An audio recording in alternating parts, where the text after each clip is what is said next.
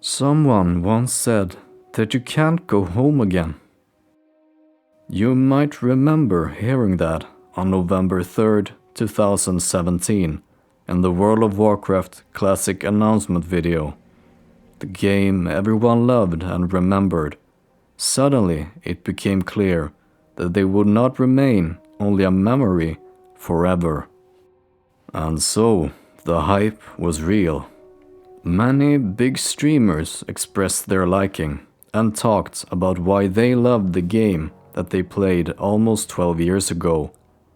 Many different kinds of arguments were made, but the one that was perhaps the most common was that back then it was about the journey and not about the destination. And so, surely Classic WoW would be the same.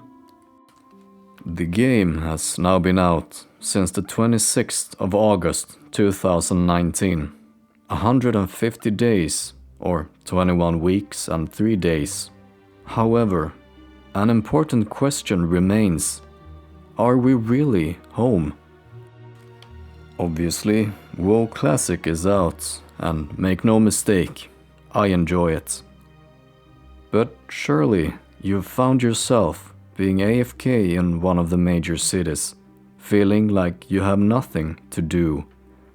And surely you forced yourself through the Alterac Valley grind in order to obtain that very good ring or offhand. And you likely farmed Stratholme 30 times to get that Biz gear. And surely you grinded in either melee or spell cleave groups in Scarlet Monastery all the way from 30 to 40, and then the graveyard farming in Zul'Farrak. The game was all about the journey, and yet many made sure to make that journey as short as possible. Instead of putting focus on it, many put focus on the goal. And when the goal is to clear Molten Core as soon as humanly possible, the journey is nothing but an obstacle. And it may be that some enjoy competing in games, but if a person sought competition to win, why look for it in a 15-year-old game where there are no prizes to win? Due to Classic's simplistic nature, the most achieved players in terms of gear and impressive ranks are not necessarily the most skilled ones, but rather the ones who've spent the most time. No matter how skilled you are, the grind for rank 14 will take several months. No matter how skilled you are, there is only so much honor to gain from one Alterac Valley. The sacrifice of the journey for the sake of the goal. Where did this attitude come from? So many seem to praise the old game for the sake of doing the exact opposite. The whole idea of preparing for the coming phase, which might be weeks away, where did it come from? Or the idea to buy items that are cheap today but will be expensive in 6 months. In the Classic universe, an elitist could be described as a person who attempts to min-max every single aspect of the game. Perhaps this type of attitude is manifested in the differences between the second best and the absolute best. The difference in price between 20 and 21 frost damage on bracers could be 100 gold. Loot councils, keeping the comms clear, grinding for hours every week just to raid. When it comes to terms of required skills or complex mechanics, raiding in Classic is very simplistic. Leveling is more time-consuming compared to retail, and the constraints are more clear, and you're not guided in the same way. However, the gameplay that questing produces is not more difficult or complex. Despite that, the amounts of guides on how to play your class, how to level your class, which spec you should take, and so on, are higher than ever before. A guide in general could be viewed as a description of how you reach a particular goal in the most time-efficient way. But why would a guide be necessary in the first place?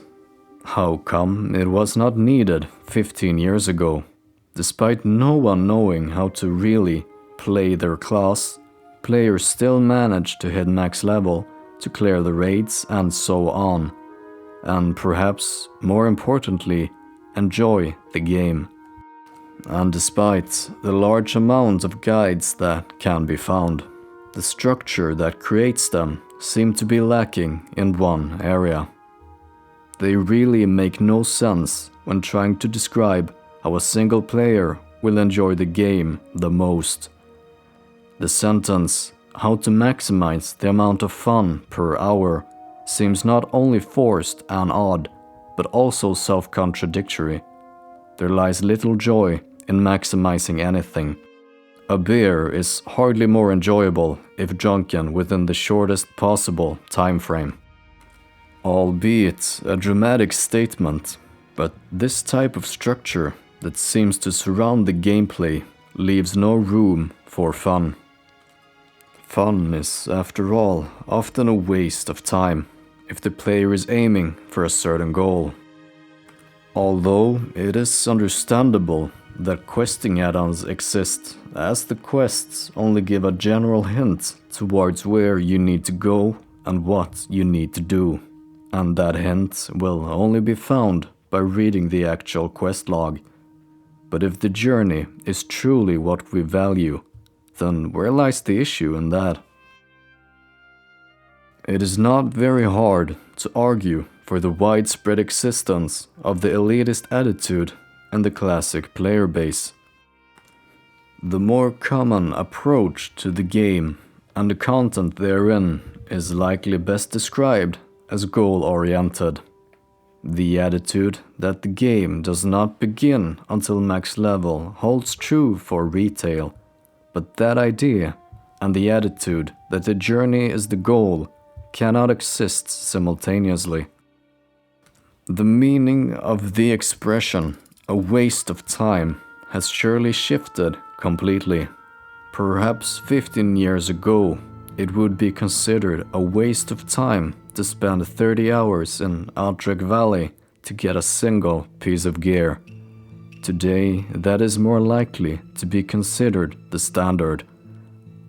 When the game released, some players rushed 60 as soon as was physically possible for a single human, or perhaps several, and in this process getting themselves so burned out they wouldn't even care about being level 60 once they actually reached it. If players were to log into their accounts and did what they currently believed would be the most fun, then perhaps they wouldn't continue the 30-hour-long grind on their mains. Maybe players would move to a different server, pick a class not depending on what numbers the class could produce, but how fun that class would be to play. Perhaps it could be that games overall play a different role in lives today compared to what they did 15 years ago. For some people, the game is their life, either as something of a career or perhaps as the opposite for some others. After playing for several hours straight, it's hard to describe the experience as fun. How many streamers seem curious, happy and eager to play? With more information and simulations than ever before, players know exactly where they are, where they have been, and where they are going. Player knows exactly which gear they need to get before they're allowed in raid groups. By now, it is widespread knowledge exactly which classes that can perform which roles the most effectively.